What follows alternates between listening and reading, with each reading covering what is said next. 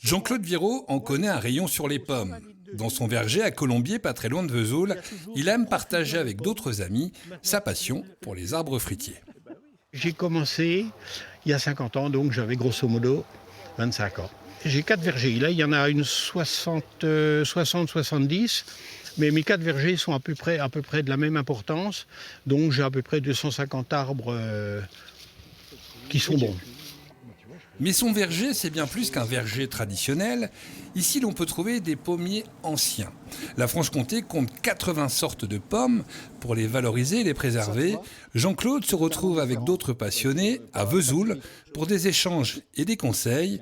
Et l'histoire d'un pommier commence tout d'abord par ses pépins. Vous semez des pépins de pommes sur une rangée entière, vous les arrosez un peu, vous les mettez bien au chaud et ça va démarrer comme des radis. Au bout de 15 jours, un mois, vous allez avoir une série de pommiers qui démarrent. Grébezot, Gibaumet, Rainette, des variétés de pommes liées avec l'histoire de certaines communes de Franche-Comté. Par le biais de greffes, elles ont pu s'installer dans les vergers, mais il y a aussi les poires, comme celle-ci qui a vu le jour à Marnay, en Haute-Saône. Il faut vraiment chercher pour en avoir un poirier ou 2 poiriers, pour retrouver des greffes, des greffons. Mais c'est une poire qui est intéressante, surtout au point de vue, on va dire, culinaire. Vesoul avait aussi sa variété de pommes, on l'appelait la séminaire de Vesoul, qui suscite beaucoup d'intérêt. On recherche cette pomme qui est devenue introuvable.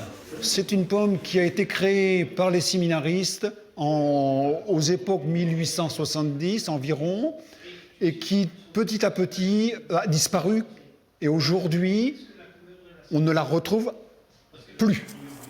Alors la séminaire de Vesoul reviendra-t-elle au goût du jour?